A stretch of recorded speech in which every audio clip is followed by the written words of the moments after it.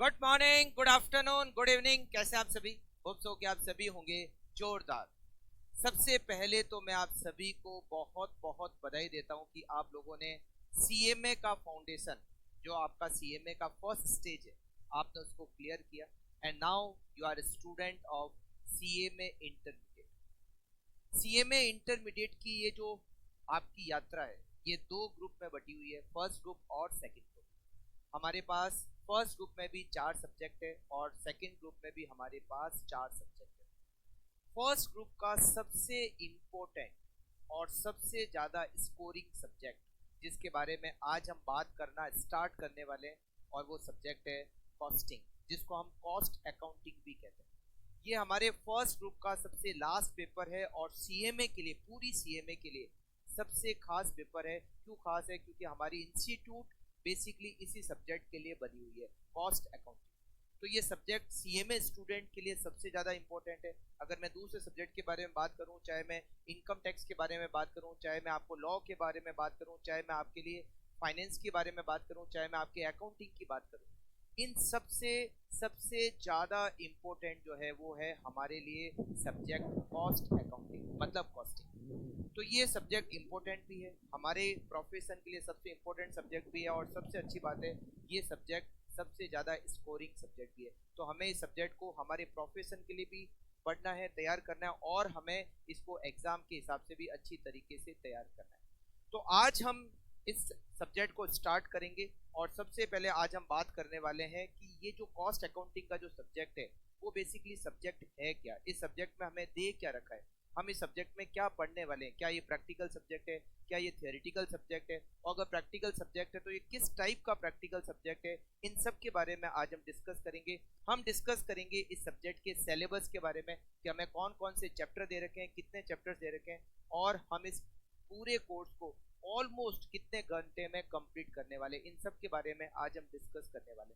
तो चलिए सबसे पहले हम बात करते हैं इस सब्जेक्ट के बारे में, कॉस्ट। ये जो कॉस्ट अकाउंटिंग का जो सब्जेक्ट है, कॉस्टिंग का जो सब्जेक्ट है, ये सब्जेक्ट बेसिकली हमें दे क्या रखा है, इस सब्जेक्ट में हमें क्या दे रखा है, इस सब्जेक्ट में हमें क्या कैलकुलेशन करनी है, सबसे पहले तो हम इसके बारे में डिस्कस कर लेते हैं। देखिए, एक जो कंपनी होती है, जिसमें मैं बात करूं मैन्युफैक्चरिंग ऑर्गेनाइजेशन, मैन्युफैक्चरिंग ऑर्गेनाइजेशन का काम क्या होता है? मैन्युफैक्चरिंग ऑर्गेनाइजेशन का काम होता है, वो रॉ मटेरियल को परचेज करते हैं, उस रॉ मटेरियल को फिनिश गुड्स में कन्वर्ट करते हैं, और उसके बाद उस फिनिश प्रोडक्ट को मार्केट में सेल कर देते हैं, राइट।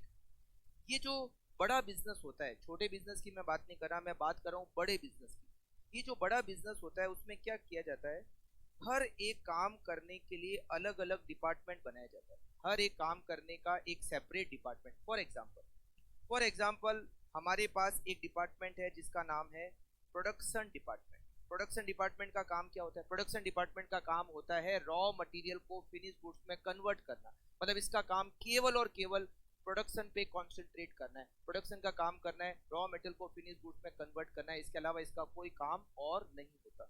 जैसे मान लो एक डिपार्टमेंट होता है जिसका नाम है परचेज डिपार्टमेंट। परचेज डिपार्टमेंट का काम क्या है? परचेज डिपार्टमेंट का काम है रॉ मटेरियल को परचेज करना। एक डिपार्टमेंट होता है जिसका नाम होता है अकाउंटिंग डिपार्टमेंट, इसका काम है सारी अकाउंटिंग का काम करना। एक डिपार्टमेंट है फाइनेंस डिपार्टमेंट। फाइनेंस डिपार्टमेंट का काम है सारे फाइनेंस का ध्यान रखना, पैसा कहाँ से लाना है, कहाँ यूज करना है, कैसे यूज करना है, इस सब के बारे में फाइनेंस डिपार्टमेंट ध्यान रखता है।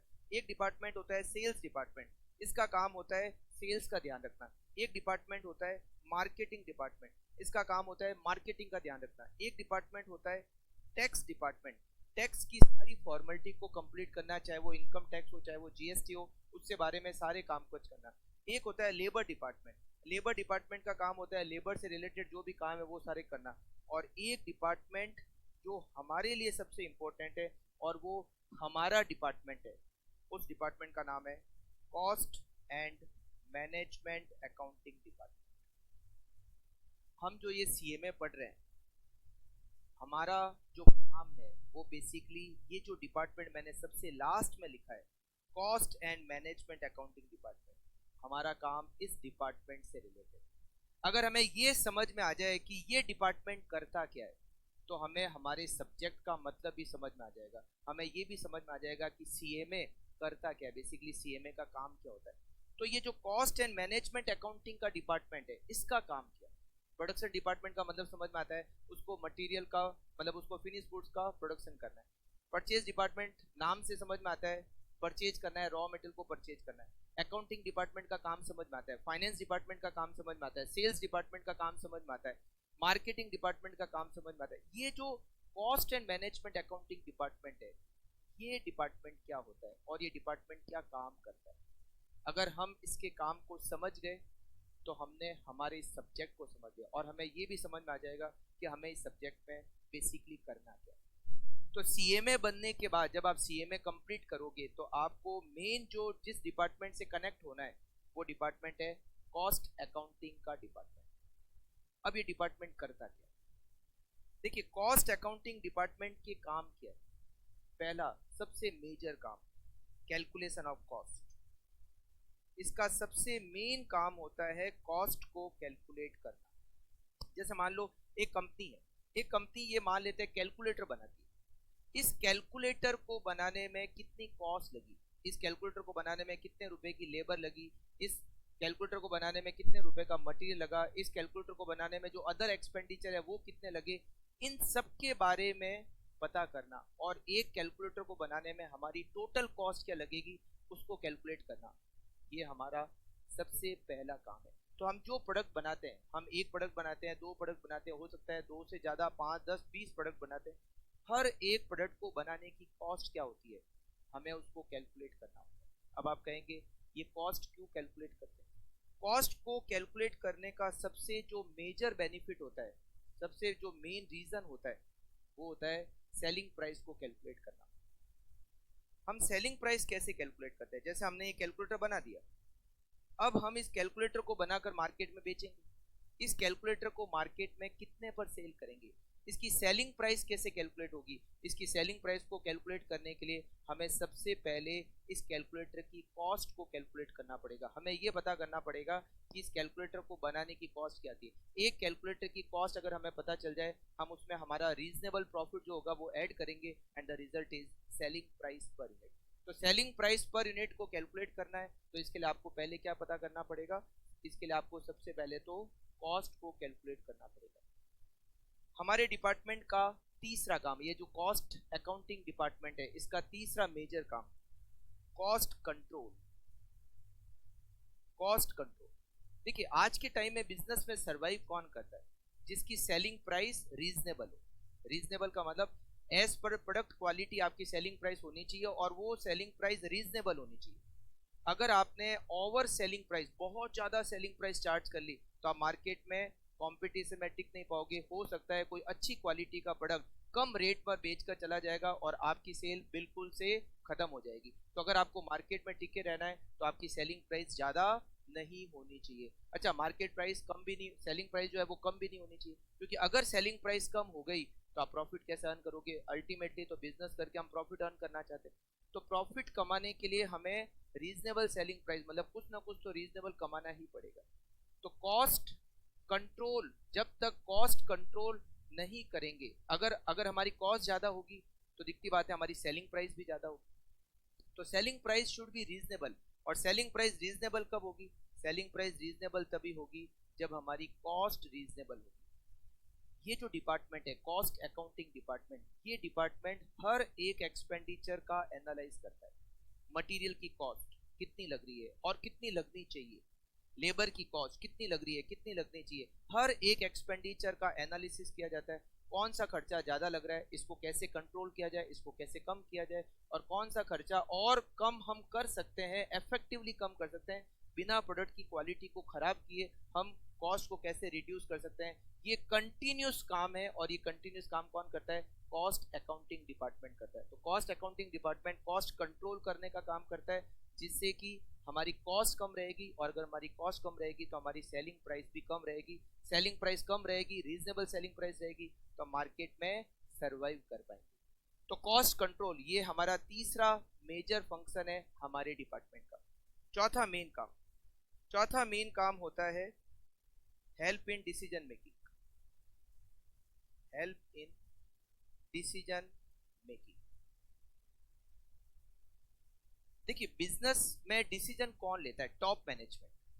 हम डिपार्टमेंट, हम कॉस्ट अकाउंटिंग डिपार्टमेंट वाले हैं, हम डिसीजन मेकिंग का काम नहीं करते। डिसीजन मेकिंग का काम कौन करता है? टॉप मैनेजमेंट करता है। मगर टॉप मैनेजमेंट डिसीजन कैसे लेता है? टॉप मैनेजमेंट को डिसीजन लेने के लिए बहुत सारी इंफॉर्मेशन की रिक्वायरमेंट होती है, और वो इंफॉर्मेशन वो कलेक्ट करता है अलग अलग डिपार्टमेंट से। बहुत सारे ऐसे डिसीजन है जिसके लिए इंफॉर्मेशन हमारा डिपार्टमेंट प्रोवाइड करता है। हमारा डिपार्टमेंट मतलब कॉस्ट अकाउंटिंग डिपार्टमेंट प्रोवाइड करता है। मतलब हम बहुत सारे डिसीजन के लिए इंफॉर्मेशन प्रोवाइड करते हैं, हम बहुत सारे डिसीजन के लिए रिपोर्ट्स तैयार करते हैं, बहुत सारी इंफॉर्मेशन को कलेक्ट करते हैं, उससे एक रिपोर्ट बनाते हैं, और वो रिपोर्ट हम टॉप मैनेजमेंट को अवेलेबल कराते हैं, जिसके बेसिस पर टॉप मैनेजमेंट प्रॉपर तरीके से और सही तरीके से डिसीजन ले पाता है। तो मतलब हम डायरेक्टली डिसीजन मेकिंग का काम नहीं करते, मगर हम डिसीजन मेकिंग के लिए जो इन्फॉर्मेशन की रिक्वायरमेंट होती है उस इन्फॉर्मेशन को कलेक्ट करने का काम करते हैं, उसको प्रॉपर तरीके से अरेंज करने का काम करते हैं, उसको प्रॉपर तरीके से एक रिपोर्ट में कलेक्ट इन्फॉर्मेशन को अरेंज करते हैं, और उसके बाद वो रिपोर्ट टॉप मैनेजमेंट को प्रोवाइड करते हैं, जिसके बेसिस पे टॉप मैनेजमेंट डिसीजन मेकिंग का काम करता है। मतलब हम इनडायरेक्टली बहुत सारे डिसीजन मेकिंग में हेल्प करते हैं, जिससे कि इंफॉर्मेशन प्रोवाइड कर सके, टॉप मैनेजमेंट डिसाइड कर सके, और हमारा बिजनेस अच्छी तरीके से रन कर सके। तो ये हमारे डिपार्टमेंट का चौथा मेन काम, डिसीजन मेकिंग में हेल्प करना। Fifth, calculate profit of each activity separately. Calculate profit of each activity separately. देखिए बिजनेस में जैसे अकाउंटिंग, आप लोगों ने बिल्कुल अकाउंटिंग पढ़ रखी होगी। अकाउंटिंग में प्रॉफिट लॉस को कैलकुलेट कैसे करते हैं? हम इसके लिए ट्रेडिंग अकाउंट बनाते हैं, हम इसके लिए प्रॉफिट एंड लॉस अकाउंट बनाते हैं, और प्रॉफिट एंड लॉस अकाउंट से हम ये कैलकुलेट करते हैं कि हमने बिजनेस से कितना प्रॉफिट अर्न किया या हमें बिजनेस से कितना नुकसान हुआ, राइट? बट ये जो प्रॉफिट या लॉस कैलकुलेट होता है वो पूरे बिजनेस का कैलकुलेट होता है। मतलब जैसे फॉर एग्जांपल हमारे 5 प्रोडक्ट है, ABCDE, तो हम जो प्रॉफिट कैलकुलेट करते हैं अकाउंटिंग में वो पूरे बिजनेस का एक साथ कंबाइंड प्रॉफिट या लॉस होता है। प्रोडक्ट वाइज प्रॉफिट या लॉस कैलकुलेट नहीं करते। ऐसा नहीं कि ए का ट्रेडिंग P&L अलग, बी का ट्रेडिंग P&L अलग, सी का अलग, डी का अलग, ई का अलग, ऐसा नहीं करते। हम पूरे बिजनेस का ओवरऑल प्रॉफिट या लॉस कैलकुलेट करते हैं। बट कॉस्टिंग ऐसा नहीं करती। कॉस्टिंग हर एक प्रोडक्ट का प्रॉफिट सेपरेटली कैलकुलेट करती है। अगर हम 10 प्रोडक्ट बनाते हैं तो हर प्रोडक्ट का प्रॉफिट सेपरेटली कैलकुलेट किया जाएगा। 5 प्रोडक्ट है ABCDE, तो ए का प्रॉफिट लॉस अलग, बी का प्रॉफिट लॉस अलग, सी का अलग, डी का अलग, ई का अलग। अब आप कहेंगे इससे फायदा क्या? प्रॉफिट या लॉस तो पता करना है, तो एक साथ क्यों नहीं, अलग अलग कैलकुलेट करने का फायदा क्या? अलग अलग कैलकुलेट करने का सबसे जो मेन बेनिफिट होता है वो होता है डिसीजन मेकिंग में हेल्प करना। हो सकता है ABC इन 3 से हम प्रॉफिट कमा रहे हैं, डी और ई से हमें लॉस हो रहा है, बट ओवरऑल जब प्रॉफिट लॉस कैलकुलेट किया जाता है तो हमें पता ही नहीं चलता कि किससे प्रॉफिट हो रहा है, किससे नुकसान हो रहा है। बट जब हम प्रोडक्ट वाइज प्रॉफिट या लॉस कैलकुलेट करते हैं तो हमें ये पता चलता है कि अच्छा ABC से तो हमें प्रॉफिट हो रहा है, बट डी और ई से हमें नुकसान हो रहा है, तो क्यों ना इन प्रोडक्ट को बंद कर दिया जाए, और या फिर अगर इन प्रोडक्ट को कंटिन्यू रखना है तो या तो इनकी सेलिंग प्राइस बढ़ाई जाए या इनका एक्सपेंडिचर कम किया जाए, जिससे कि इनका भी प्रॉफिटेबिलिटी स्टार्ट हो जाए।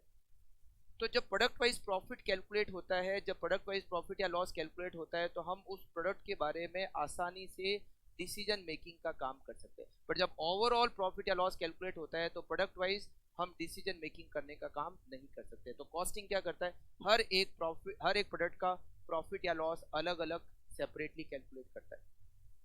तो ये बहुत सारे काम है। इसके अलावा एक और हमारे डिपार्टमेंट का काम होता है कॉस्ट अकाउंटिंग करना। कॉस्ट अकाउंटिंग जैसे फाइनेंशियल अकाउंटिंग कैसे होती है? फाइनेंशियल अकाउंटिंग में आप क्या करते हो, जर्नल एंट्री करते हो, लेजर अकाउंट, ट्रायल बैलेंस, फिर बाद में ट्रेडिंग P&L बैलेंस शीट, ये सब कुछ प्रिपेयर करते हैं। सेम ऐसे ही कॉस्ट अकाउंटिंग भी होती है। कॉस्ट अकाउंटिंग में भी जर्नल एंट्रीज होती है, लेजर अकाउंट प्रिपेयर होते हैं, ट्रायल बैलेंस बनता है, बट थोड़ा सा तरीका अलग है। जैसा फाइनेंशियल अकाउंटिंग का सिस्टम है, कॉस्ट अकाउंटिंग का थोड़ा सिस्टम अलग होता है। तो कॉस्ट अकाउंटिंग करने का भी काम कौन करता है? हमारा डिपार्टमेंट करता है, कॉस्ट अकाउंटिंग डिपार्टमेंट। तो कॉस्ट अकाउंटिंग डिपार्टमेंट के जो काम है वो ही हमारा कोर्स है। मतलब हमारा कॉस्ट अकाउंटिंग का कोर्स क्या है? कॉस्ट अकाउंटिंग डिपार्टमेंट के जो फंक्शंस है वही हमारा कोर्स है, हमें वही करना है। तो हमें कॉस्टिंग ऐसे पढ़नी है कि हम जैसे ही CMA क्लियर हो जाए और हमें कॉस्ट अकाउंटिंग डिपार्टमेंट में जॉब मिल जाए तो हम आसानी से ये सारे काम कर सके। कॉस्ट को कैलकुलेट करना, सेलिंग प्राइस को कैलकुलेट करना, कॉस्ट को कंट्रोल करना, डिसीजन मेकिंग में हेल्प करना, हर एक एक्टिविटी का प्रॉफिट सेपरेटली कैलकुलेट करना, कॉस्ट अकाउंटिंग का काम करना, और एक और जो सब्जेक्ट आप पढ़ोगे जब आप सीएमए फाइनल में चले जाओगे वो तब आप पढ़ोगे कॉस्ट ऑडिट। जैसे फाइनेंशियल ऑडिट होती है उसी तरीके से कॉस्ट ऑडिट भी होती है। तो कॉस्ट ऑडिट कैसे होती है और कॉस्ट ऑडिट किस तरीके से की जाती है वो सारा भी आप सीएमए फाइनल के अंदर सीख जाओगे। तो पहले हम कॉस्ट अकाउंटिंग सीखेंगे और सीएमए फाइनल में आप कॉस्ट ऑडिट भी सीख जाओगे, ठीक है। तो सीएमए का जो मेन काम है, जो मेन एरिया है वो कॉस्टिंग से रिलेटेड है। तो इसीलिए ये सब्जेक्ट आपके लिए सारे सब्जेक्ट में, इंटर के दोनों ग्रुप में जो 8 पेपर है उसमें से सबसे इंपॉर्टेंट सब्जेक्ट जो आगे जाके काम आएगा वो सब्जेक्ट है कॉस्ट अकाउंटिंग, ठीक है। एक तो कॉस्ट अकाउंटिंग और एक सेकंड ग्रुप में आप पढ़ोगे management accounting, that is also part of costing. तो कॉस्ट अकाउंटिंग और मैनेजमेंट अकाउंटिंग ये दोनों सब्जेक्ट आपके लिए इंटर में सबसे ज्यादा इंपॉर्टेंट है, जो सीएमए बनने के बाद बहुत ज्यादा काम आप लोगों के लिए आने वाले हैं, ठीक है। तो आप ये समझ गए कि हमें करना क्या है, मतलब हमारा काम क्या है। इस सब्जेक्ट में हम क्या करने वाले हैं, कॉस्ट को कैलकुलेट करने वाले हैं, सेलिंग प्राइस को कैलकुलेट करने वाले हैं, कॉस्ट को कंट्रोल करने वाले हैं, डिसीजन मेकिंग में हेल्प करने वाले, हर एक एक्टिविटी का प्रॉफिट सेपरेटली कैलकुलेट करने वाले और कॉस्ट अकाउंटिंग करने वाले। ये सब कुछ हम हमारे इस सब्जेक्ट में पढ़ने वाले, करेक्ट। तो ये तो हमारा ऑब्जेक्टिव हो गया, मतलब हमें ये समझ में आ गया कि ये सब्जेक्ट है क्या, व्हाट इज कॉस्ट अकाउंटिंग, ठीक है। अच्छा, अब बात करते हैं यहाँ पर हमारे सिलेबस की। हमारा जो सिलेबस है, उसमें कितने चैप्टर्स दे रखे। तो देखिए सबसे पहले हमें यहाँ पर 3 चैप्टर दिए गए कॉस्ट से रिलेटेड। कॉस्ट से रिलेटेड हमें 3 चैप्टर दिए हुए। एक चैप्टर तो हमें दे रखा है मटेरियल, दूसरा दे रखा है हमें लेबर, और तीसरा चैप्टर हमें दे रखा है ओवरहेड। मटेरियल, लेबर, ओवरहेड, ये 3 चैप्टर दिए हुए which is related to cost. देखिए कॉस्ट क्या होती है, व्हाट इज कॉस्ट। कॉस्ट का मतलब होता है एक्सपेंसेस। नॉर्मल अगर मैं लैंग्वेज में बात करूं, कॉस्ट का मतलब एक्सपेंसेस। आप लोगों ने ट्रेडिंग पी&एल बनाया, बहुत सारे एक्सपेंसेस आपने पढ़े। जब आप ट्रेडिंग अकाउंट बनाते हो तो उसमें भी बहुत सारे एक्सपेंडिचर आते हैं, जब आप पी&एल बनाते हो तो उसमें भी बहुत सारे एक्सपेंडिचर आते हैं। अगर मैं डेप्रिसिएशन के नाम आपको गिनाऊं तो रिपेयर एंड मेंटेनेंस, डेप्रिसिएशन का expenses, travelling expenses, salary expenses, rent expenses, printing and stationery का expenses, wages expenses, electricity expenses, power expenses, बहुत खर्चे, बहुत सारे एक्सपेंडिचर आप लोगों ने ट्रेडिंग पी&एल बनाते समय सीखे। हम यहाँ पर मतलब कॉस्ट अकाउंटिंग कहता है कि जो एक्सपेंसेस होते हैं हमने इन एक्सपेंसेस को 3 कैटेगरी में बांटा है।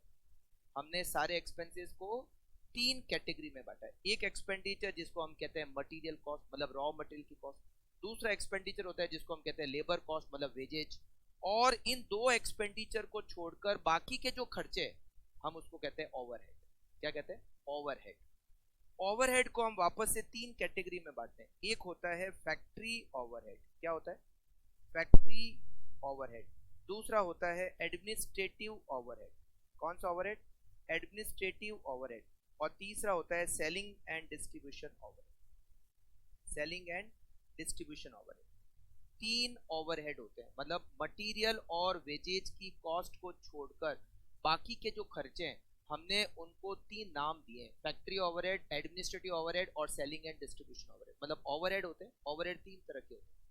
फैक्ट्री ओवरहेड क्या होता है, फैक्ट्री के खर्चे। फैक्ट्री कौन सी जगह होती है, देखो ये हमारा बिजनेस है, बिजनेस में एक जगह होती है जिसको हम कहते हैं फैक्ट्री। फैक्ट्री वो जगह होती है जहां पर मशीनें होती है, जहां पर मजदूर होते हैं। मशीनें और मजदूर, मतलब यहां से हम क्या करते हैं, रॉ मेटेरियल को फिनिश गुड्स में कन्वर्ट करते हैं।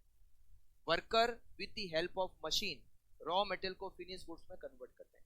तो यहाँ की फैक्ट्री के जो भी खर्चे लगते हैं वो सारे फैक्ट्री ओवरहेड। फैक्ट्री में जो भी खर्चे लगते हैं वो फैक्ट्री ओवरहेड। एक जगह होती है जिसको हम कहते हैं ऑफिस। ऑफिस के जो भी खर्चे होते हैं हम उनको कहते हैं एडमिनिस्ट्रेटिव ओवरहेड। क्या कहते हैं, एडमिनिस्ट्रेटिव ओवरहेड। और एक होता है वेयर हाउस। एक जगह कौन सी होती है, वेयर हाउस। वेयर हाउस के जो भी खर्चे होते हैं वो होते हैं सेलिंग एंड डिस्ट्रीब्यूशन ओवरहेड। क्या होते हैं, सेलिंग एंड डिस्ट्रीब्यूशन ओवरहेड। देखो फैक्ट्री में रॉ मेटेरियल को फिनिश गुड्स में कन्वर्ट किया जाए, जैसे ही रॉ मटेरियल फिनिश गुड्स में कन्वर्ट हो जाता है हम वो फिनिश गुड्स फैक्ट्री में से ले जाकर रख देते हैं वेयर हाउस में। वेयर हाउस से फिर आगे माल कस्टमर को बेच देते हैं, राइट। फैक्ट्री में जो भी खर्चे हो रहे हैं, अब फैक्ट्री में क्या क्या खर्चे हो सकते हैं? फैक्ट्री में प्लांट एंड मशीनरी होती है, तो प्लांट एंड मशीनरी का डेप्रिसिएशन, प्लांट एंड मशीनरी की रिपेयर और मेंटेनेंस कॉस्ट, फैक्ट्री अगर आपने रेंट पे ले रखी है तो फैक्ट्री का रेंट, फैक्ट्री में लाइट का खर्चा, फैक्ट्री में पावर की कॉस्ट, फैक्ट्री में मजदूर का ध्यान रखने के लिए सुपरवाइजर रखा हुआ है तो सुपरवाइजर की सैलरी, है ना। ये सारे खर्चे, फैक्ट्री की रिपेयर और मेंटेनेंस, प्लांट एंड मशीनरी की रिपेयर और मेंटेनेंस, प्लांट अगर किराए पर ले रखा है तो प्लांट एंड मशीनरी का जो रेंट लगता है वो, ये सारे फैक्ट्री ओवरहेड है। फैक्ट्री में रॉ मटेरियल की कॉस्ट और लेबर की कॉस्ट, इनको छोड़कर जो भी खर्चे हैं वो सब फैक्ट्री ओवरहेड है। फैक्ट्री में रॉ मटेरियल की कॉस्ट और लेबर की कॉस्ट को छोड़कर जितने भी खर्चे होते हैं हम उनको फैक्ट्री ओवरहेड कहते हैं, राइट। अच्छा, अब बात करते हैं ऑफिस। ऑफिस वो जगह होती है जहां से पूरा बिजनेस हम मैनेज करते हैं। ऑफिस में स्टाफ होता है, ऑफिस स्टाफ की सैलरी का खर्चा, ऑफिस में फर्नीचर होता है उसका डेप्रिसिएशन, रिपेयर और मेंटेनेंस, ऑफिस अगर किराए पे ले रखा है तो ऑफिस का रेंट, ऑफिस में लाइट का खर्चा, ऑफिस में रिपेयर और मेंटेनेंस का खर्चा, जितने भी ऑफिस के खर्चे हैं वो सब हम कहते हैं एडमिनिस्ट्रेटिव ओवरहेड। क्या कहते हैं? Administrative overhead. और यहाँ जितने भी खर्चे हैं हम उनको कहते हैं factory overhead. Warehouse, warehouse वो जगह है जहां पर हम फिनिश गुड्स जैसे ही बना फैक्ट्री में हमने ले जाके कहाँ रख दिया? वेयर हाउस में रख दिया। वेयर हाउस के जितने भी खर्चे हैं वो सारे सेलिंग एंड डिस्ट्रीब्यूशन। इसके अलावा सेलिंग एंड डिस्ट्रीब्यूशन में आते हैं एडवर्टीजमेंट का खर्चा, सेल्समैन अगर रखे हुए हैं तो उनकी सैलरी का खर्चा, सेल्समैन के ट्रेवलिंग का खर्चा, सेल्समैन को अगर सेल्स प्रमोशन देते हैं, कमीशन देते हैं, सेल्स पे कमीशन देते हैं, ये सारे खर्चे सेलिंग एंड डिस्ट्रीब्यूशन ओवरहेड में आते हैं। गुड्स को कस्टमर तक पहुंचाने का खर्चा, कोई हमने गाड़ी रखी हुई है जिससे हम गुड्स को कस्टमर तक पहुंचाते हैं तो वो गाड़ी का खर्चा, ये सारे के सारे सेलिंग एंड डिस्ट्रीब्यूशन ओवरहेड में आते हैं। तो हमने ओवरहेड को तीन कैटेगरी दी है, मतलब एक्सपेंसेस को तीन कैटेगरी दी है। एक होता है मटेरियल, दूसरा होता है लेबर और तीसरा होता है ओवरहेड। तीन खर्चे होते हैं, material, labour, overhead. Overhead again तीन टाइप के होते हैं, factory overhead, administrative overhead, selling and distribution overhead. तो ये जो पहले तीन चैप्टर हैं, ये हमारे जो पहले तीन चैप्टर हैं, it is related to cost. ये चैप्टर है मटेरियल कॉस्ट पहला चैप्टर, लेबर कॉस्ट दूसरा चैप्टर, ओवरहेड तीसरा चैप्टर, ये चैप्टर के नाम है, ठीक है। तो पहले जो तीन चैप्टर हैं वो कॉस्ट से रिलेटेड है, एक्सपेंसेस से रिलेटेड है, ठीक है। अच्छा, उसके बाद में आगे के जो कुछ चैप्टर है वो है method of costing. Method of costing, costing का मतलब होता है कॉस्ट को कैलकुलेट करना। कॉस्टिंग का मतलब क्या होता है? कॉस्ट को कैलकुलेट करना। अच्छा देखो, अलग अलग टाइप के बिजनेस होते हैं, तो कॉस्ट को कैलकुलेट करने का ऐसा नहीं कि एक मेथड बनाया जाए और उसी मेथड से सारे बिजनेस की कॉस्ट कैलकुलेट कर लें, ऐसा पॉसिबल नहीं है, क्योंकि सिचुएशन के हिसाब से बिजनेस भी अलग अलग टाइप के होते हैं। तो हमने अलग अलग मेथड बना रखे, हमने अलग अलग मेथड बना रखे। कुछ बिजनेस के लिए कोई मेथड है, कुछ बिजनेस के लिए कोई मेथड है, कुछ बिजनेस के लिए कोई मेथड है। अब मैं अगर मेथड के नाम बताऊं मेथड ऑफ कॉस्टिंग में, तो एक मेथड तो है प्रोसेस कॉस्टिंग, एक मेथड का नाम है प्रोसेस कॉस्टिंग, ये एक चैप्टर है।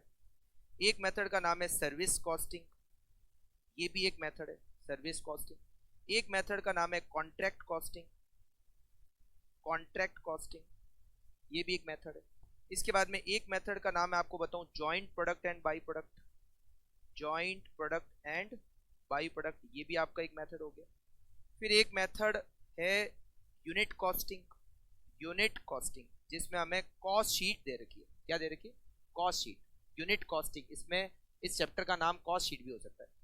इसके साथ में एक और मेथड दिया हुआ है बैच कॉस्टिंग, इसके साथ में एक और मेथड दिया हुआ है जॉब कॉस्टिंग। मतलब ये क्या, तीनों बहुत छोटे छोटे मेथड है, इसीलिए तीनों मेथड को बनाकर एक चैप्टर बना दिया। कॉस्ट शीट, बैच कॉस्टिंग और जॉब कॉस्टिंग, तीन मेथड है, मगर तीनों बहुत छोटे मेथड है, तो अलग अलग चैप्टर नहीं बना के तीनों का मिलाकर एक चैप्टर बना दिया, ठीक है। तो ये आपके 5 चैप्टर दिए हुए हैं, it is related to method of costing. मतलब 3 chapter is related to cost, 5 chapter cost को कैसे कैलकुलेट करना है, ठीक है। अच्छा, इसके बाद में एक चैप्टर आपका दे रखा है, that is called cost accounting system. Cost accounting system, जैसे मैंने अभी आपको कहा कि जैसे फाइनेंशियल अकाउंटिंग होती है, एंट्री करना, लेजर में पोस्टिंग करना, ट्रायल बैलेंस बनाना, फाइनल अकाउंट बनाना, सेम ऐसे ही कॉस्ट अकाउंटिंग भी होती है। तो कॉस्ट अकाउंटिंग कैसे करते हैं उसके लिए एक चैप्टर दे रखा है, कॉस्ट अकाउंटिंग, ठीक है। इसके बाद में आपको 3 और चैप्टर दिए हुए हैं, टेक्निक्स ऑफ कॉस्टिंग। क्या दिया हुआ है?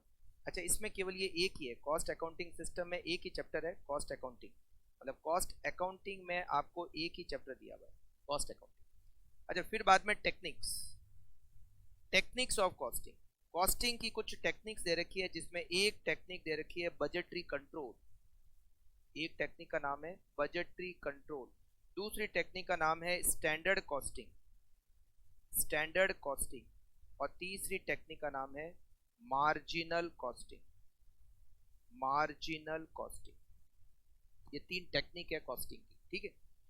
तो ये हमारा कोर्स हो गया, मतलब देखो यहां पर हो गए हमारे पास टोटल 3 चैप्टर, यहां पर हो गए हमारे पास टोटल 5 चैप्टर, 3 और 5 8, एक हमारा ये चैप्टर हो गया कॉस्ट अकाउंटिंग, और 3 हमारे ये चैप्टर हो गए टेक्निक्स ऑफ कॉस्टिंग।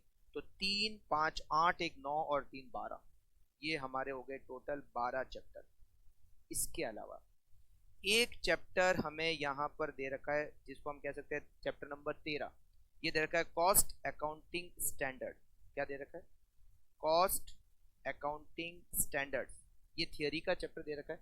कुछ कॉस्ट अकाउंटिंग, जैसे अकाउंटिंग में स्टैंडर्ड होता है ना, उसी तरह से कॉस्ट अकाउंटिंग में भी कुछ स्टैंडर्ड्स है जिसमें से क्वेश्चन आते हैं। तो ये पूरा थियोरिटिकल है, इसको हम करेंगे, और उसके बाद में एक चैप्टर है थियरी। ये जितने भी चैप्टर है ना, ये जितने भी चैप्टर है हम पढ़ेंगे, इन सब की थियरी मैंने एक साथ एक चैप्टर में डाल दी थियरी करके, मतलब मटेरियल चैप्टर की थियरी, लेबर चैप्टर की थियरी, ओवरहेड की थियरी, प्रोसेस की थियरी, सर्विस की थियरी, कॉन्ट्रैक्ट कॉस्टिंग की theory, joint product by product की थियरी, इन सारे चैप्टर की थियरी आपको कहाँ मिलेगी? थियरी में मिलेगी, मतलब जो केवल थियरी है, प्योरली थियरी है। यहाँ प्रैक्टिकल पढ़ते समय भी जो जो पॉइंट हमने प्रैक्टिकल के लिए काम किए वो तो पढ़ेंगे, मगर इन सारे चैप्टर की लास्ट में जाके एक चैप्टर बना दिया मैंने थियरी, जिसमें केवल थियरी थियरी है। वो सारी थियरी हम पढ़ेंगे सबसे लास्ट चैप्टर में, विच इज थियरी। तो हमारे टोटल 14 चैप्टर्स हो गए। ये 12 चैप्टर तो प्रैक्टिकल चैप्टर हो गए, और 2 चैप्टर आपके थियोरेटिकल हो गए, एक कॉस्ट अकाउंटिंग स्टैंडर्ड और एक थियरी। करेक्ट?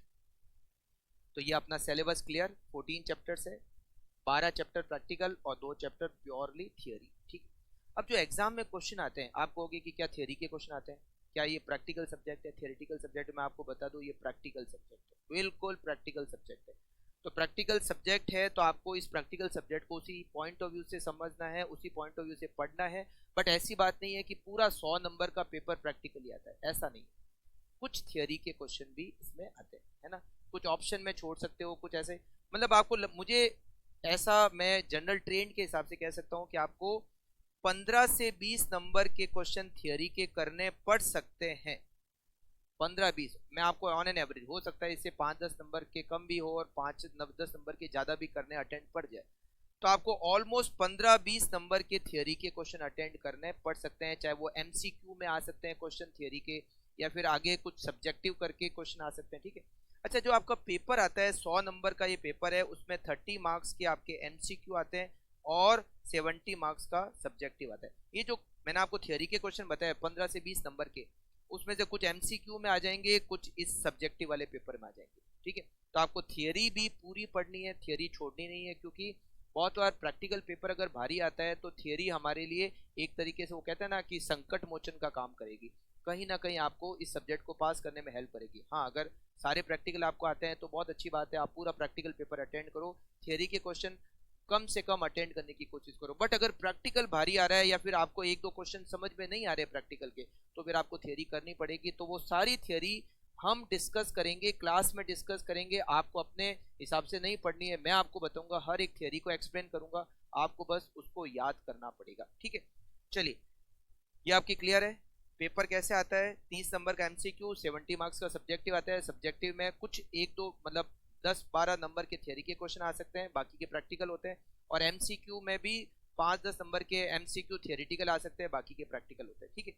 चलिए, अब बात करते हैं कि हम इस पूरे कोर्स को कितने टाइम में कंप्लीट करेंगे। तो मैं आपको बता दूं कि ऑलमोस्ट इस पूरे कोर्स को कंप्लीट करने में हमें 100 आवर्स का टाइम लगेगा। हो सकता है 5-10 घंटे ऊपर नीचे हो सकते हैं, 100 घंटे में हम हमारे इस पूरे सब्जेक्ट को कंप्लीट करेंगे, प्रैक्टिकल को पूरा डिस्कस करेंगे, सारे क्वेश्चंस, बहुत सारे जो मैंने आपको लोगों को, जो आपको नोट्स मिले होंगे या आपको मिल जाएंगे, वो सारे नोट्स में जो भी क्वेश्चन है हम यहाँ पर सॉल्व करेंगे। हो सकता है उसमें से कुछ मैं क्वेश्चन आपको घर पे दे दूँ। ये सारे 100 घंटे की क्लास अटेंड करने के बाद आपका पूरा सब्जेक्ट कंप्लीट हो जाएगा, प्रैक्टिकल पूरे कंप्लीट हो जाएंगे, थियरी पूरी कंप्लीट हो जाएगी, पूरी थियरी डिस्कस करेंगे। उसके बाद क्या, उसके बाद में मैं आपको इस पूरे सब्जेक्ट का शॉर्ट रिवीजन दूंगा। क्या दूंगा? Short revision. और वो रिवीजन होगा ऑलमोस्ट 40 घंटे में। मैं आपको इस पूरे सब्जेक्ट को 40 घंटे में वापस से रिवाइज करा दूंगा, A to Z एक एक चीज को रिवाइज करा दूंगा। और हो सकता है उस समय हम कुछ और क्वेश्चन की भी प्रैक्टिस साथ में करें। उसके करने के बाद मैं आप लोगों को टोटल आपको 4 टेस्ट पेपर दूंगा पूरी कॉस्ट अकाउंटिंग के। मेरे ख्याल से एक सब्जेक्ट के लिए इतनी मेहनत बहुत होगी, क्योंकि बाकी के और 7 सब्जेक्ट भी है। तो 4 टेस्ट पेपर मैं आपको दूंगा, उसका सोल्यूशन में दूंगा आपको। 4 टेस्ट पेपर पूरी अच्छी तरीके से आपको देखना है, उसको सॉल्व करना है और सबसे लास्ट में उसको चेक भी करना है। ठीक है ना? मैं आपको जो सोल्यूशन दूंगा उससे चेक भी करना है। ठीक है? वो हम देखेंगे कि किस तरीके से उसका सिस्टम होता है। तो ये जो टेस्ट पेपर होगा वो मैं आपको बता दूंगा कि किस तरीके से उसका सिस्टम हम सेट करेंगे। तो 100 घंटे की क्लास पूरी तरह से होगी, उसमें बहुत सारे क्वेश्चन हम सॉल्व करेंगे, इतनी प्रैक्टिस करेंगे कि आपको एक एक क्वेश्चन आराम से सॉल्व कर सको, एग्जाम में कहीं भी दिक्कत नहीं है। फिर 40 घंटे में जब हम सबसे लास्ट में, वो कहते हैं ना कि लास्ट आखिरी शॉट, वो जो 40 घंटे का जो आखिरी शॉट होगा वो इतना तगड़ा होगा कि मतलब आप लोगों का पूरी अच्छी तरीके से एक एक पॉइंट वापस से फटाफट से रिवाइज हो जाएंगे।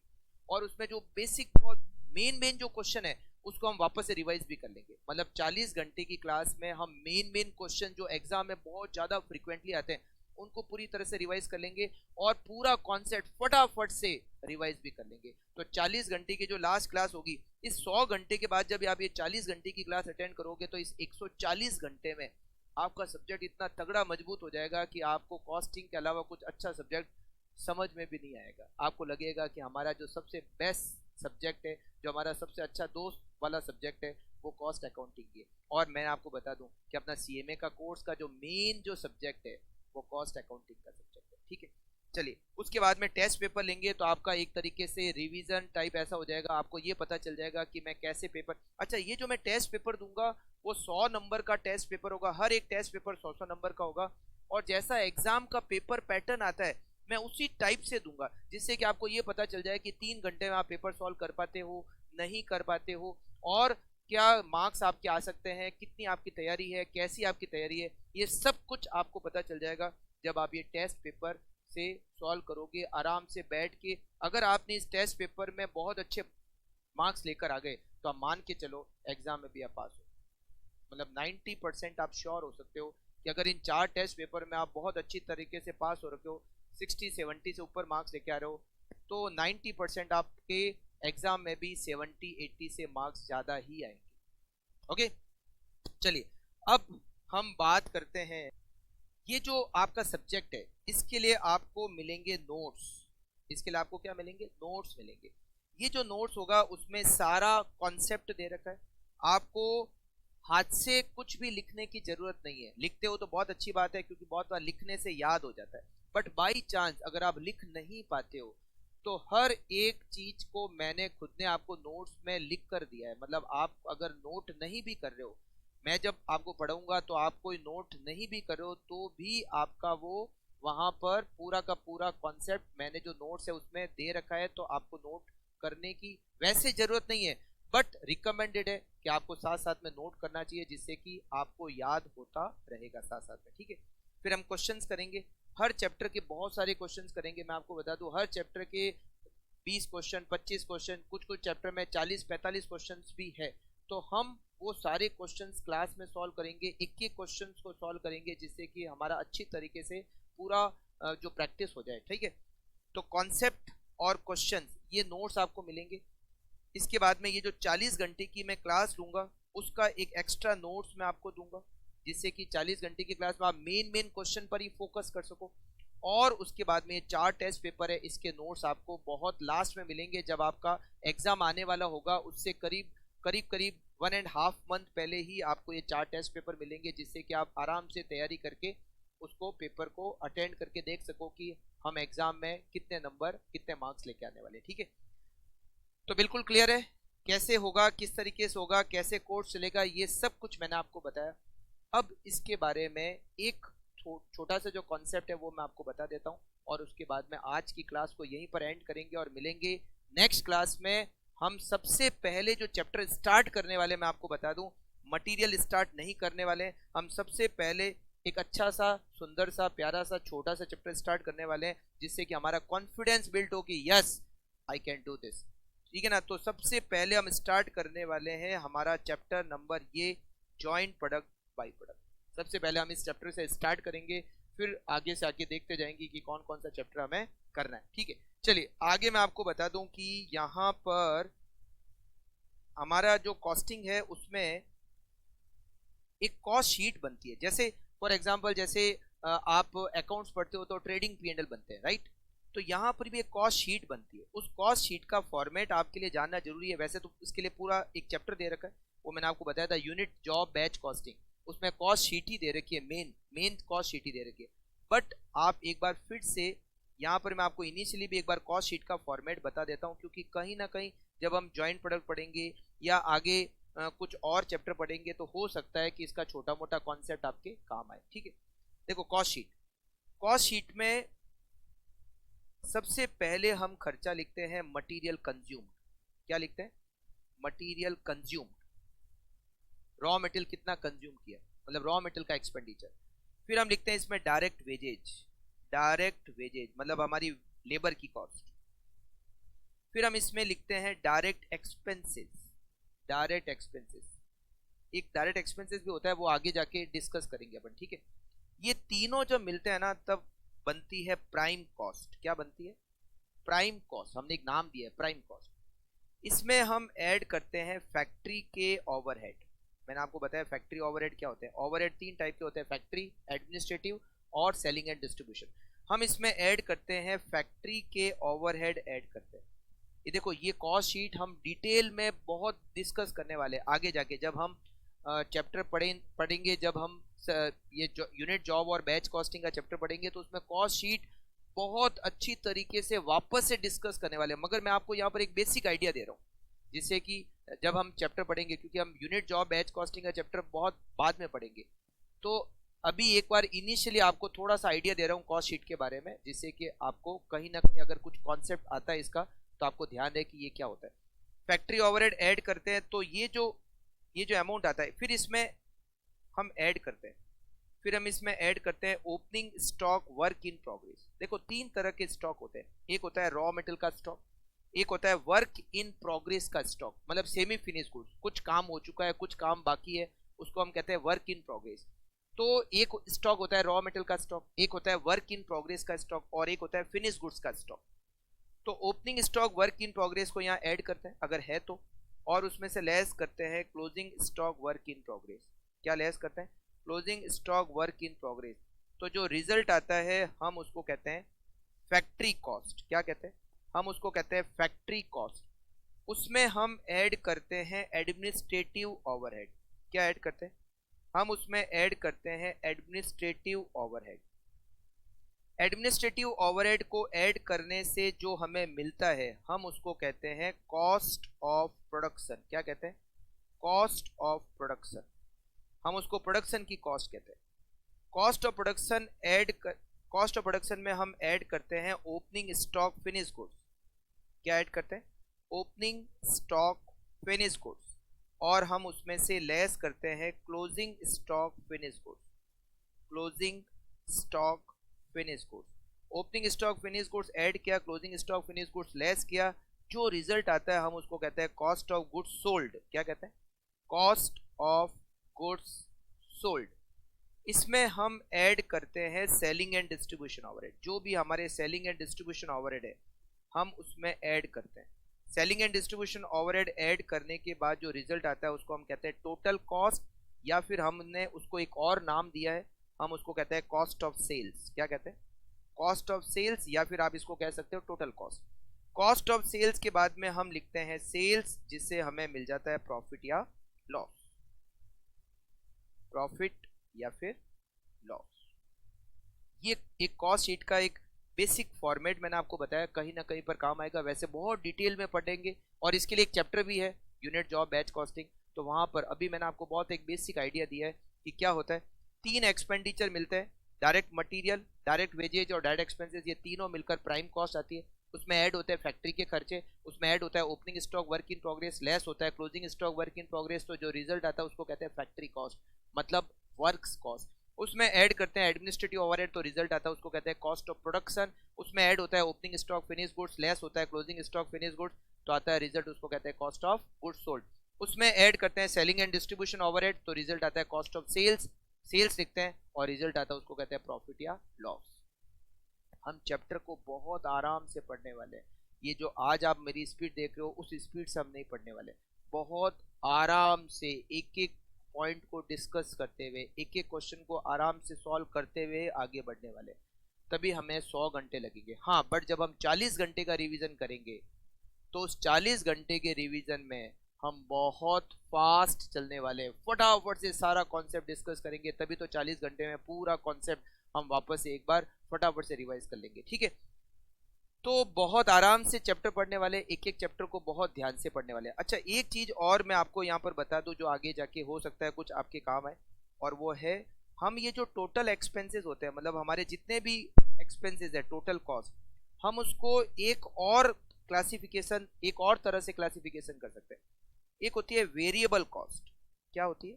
Variable cost. शायद आप लोगों ने कहीं ना कहीं इसको इकोनॉमिक्स में आई थिंक पढ़ा होगा। एक होती है फिक्स कॉस्ट और एक होती है semi variable cost. Semi variable cost, variable cost कौन सी होती है, फिक्स कॉस्ट क्या होती है, सेमी वेरिएबल। सबसे पहले मैं बात करूं फिक्स कॉस्ट। फिक्स कॉस्ट वो होती है जिसका आउटपुट से कोई लेना देना नहीं, मतलब आउटपुट बढ़े घटे, fix cost always remain fix. जैसे रेंट, रेंट का आउटपुट से कोई लेना देना नहीं, सेल से कोई लेना देना नहीं, प्रोडक्शन से कोई लेना देना नहीं, रेंट फिक्स होता है, सैलरी फिक्स। तो बहुत सारे ऐसे खर्चे हैं जिसका आउटपुट से कोई लेना देना नहीं है, डेप्रिसिएशन, ये सारे खर्चे क्या फिक्स्ड, मतलब it remain fixed at all activity level, चाहे आउटपुट बढ़ाओ घटाओ, इससे उनका कोई लेना देना नहीं, वो खर्चा हमेशा फिक्स रहता है, उसको हम कहते हैं फिक्स कॉस्ट। एक होती है वेरिएबल कॉस्ट। वेरिएबल कॉस्ट वो होती है जो आउटपुट के सेम प्रोपोर्शन में चेंज होती है, मतलब अगर मैंने आउटपुट डबल किया तो खर्चा भी डबल हो जाएगा, आउटपुट मैंने आधा किया तो खर्चा भी आधा हो जाएगा, आउटपुट मैंने जीरो किया तो खर्चा भी जीरो हो जाएगा। वो खर्चा जो आउटपुट के प्रोपोर्शन में चेंज होता है हम उसको कहते हैं वेरिएबल कॉस्ट, जो हम उसको क्या कहते हैं वेरिएबल कॉस्ट। एक होता है semi variable cost. Semi variable cost वो होता है जिसमें कुछ वेरिएबल होता है कुछ फिक्स होता है, मतलब सेमी वेरिएबल का थोड़ा सा पोर्शन वेरिएबल होता है और थोड़ा सा पोर्शन फिक्स्ड होता है, इसमें दोनों मिक्स होते हैं, कुछ वेरिएबल कुछ फिक्स। तो जैसे ही आउटपुट चेंज होता है, सेमी वेरिएबल में जो वेरिएबल पोर्शन है वो तो चेंज हो जाता है मगर फिक्स पोर्शन रिमेन सेम, उसको कहते हैं सेमी वेरिएबल। थोड़ा वेरिएबल होता है थोड़ा फिक्स्ड होता है, उसको कहते हैं सेमी वेरिएबल। जैसे अगर आप एग्जांपल की बात करो सेमी वेरिएबल, तो इलेक्ट्रिसिटी का बिल, आपके घर पे जो बिजली का बिल आता है वो सेमी वेरिएबल है। कैसे? बिजली का जो बिल आता है उसमें दो चीजें होती है, एक होता है मीटर का रेंट, मीटर का रेंट लगता है, और एक आपने जितनी इलेक्ट्रिसिटी कंज्यूम की है उसका बिल होता है। तो मीटर का रेंट मान लो महीने का 300 रुपए लगता है, 300 रुपीज पर मंथ, मतलब ये 300 रुपए पर मंथ तो आपके लगना ही है। आपने चाहे इलेक्ट्रिसिटी कंजम्पशन किया ही नहीं पूरे महीने, सब फैमिली वाले घूमने चले गए बाहर, पीछे घर पे कोई था ही नहीं, पूरे महीने इलेक्ट्रिसिटी की एक यूनिट भी कंज्यूम नहीं हुई, फिर भी 300 रुपए मीटर का किराया तो आपको देना ही देना पड़ेगा।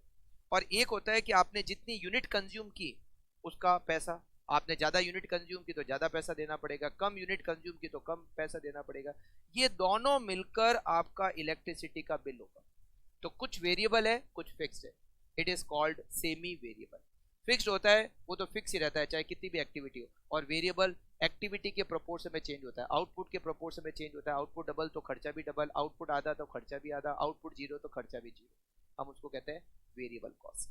ठीक है, तो एक्सपेंसेस का ये क्लासिफिकेशन भी हमने समझना है, टोटल कॉस्ट। और एक एक्सपेंसेस का क्लासिफिकेशन मैंने आपको बताया कि हम एक्सपेंसेस को तीन कैटेगरी में बांटते हैं, एक मटेरियल की कॉस्ट, एक लेबर की कॉस्ट, और तीसरा होता है ओवरहेड। ओवरहेड मतलब ओवरहेड का मतलब है मटेरियल और लेबर की कॉस्ट को छोड़कर बाकी जो भी खर्चे हैं वो ओवरहेड।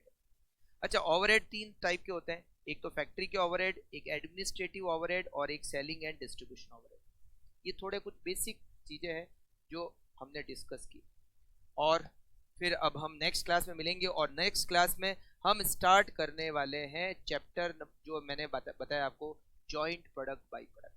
बिल्कुल नोट्स के साथ आप तैयार रहिए।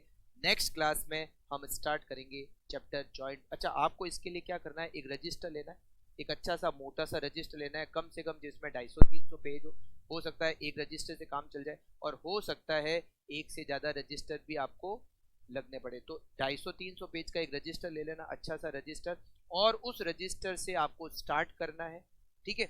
और उस रजिस्टर, अच्छा, जब मैं आपको रिवीजन करूंगा तो उस समय आपको एक और रजिस्टर लेना पड़ेगा जो ऑलमोस्ट 125-130 पेज का रजिस्टर होगा। वो 40 घंटे का जो रिवीजन क्लास होगी उसके लिए आपको 125 से 130 पेज का एक रजिस्टर और रिक्वायर्ड होगा, ठीक है। तो ये 2 रजिस्टर आपको लेने हैं और अच्छी तरीके से उसको पूरा अच्छा रखना है, एकदम क्लीन तैयार करना है। और फिर जब अपन टेस्ट पेपर लेंगे तो जिससे कि क्या होगा, अगर आप रजिस्टर अच्छे रखोगे तो आगे रिवीजन करने में आपको ठीक तरीके से हेल्प मिलेगी, सारे क्वेश्चन किए हुए होंगे, अच्छे तरीके से किए हुए होंगे, तो आगे जाके आपको हेल्प रहेगी, ठीक है। तो मिलते हैं नेक्स्ट क्लास में, और नेक्स्ट क्लास में चैप्टर स्टार्ट करते हैं joint product and by product. Okay, thank you, take care.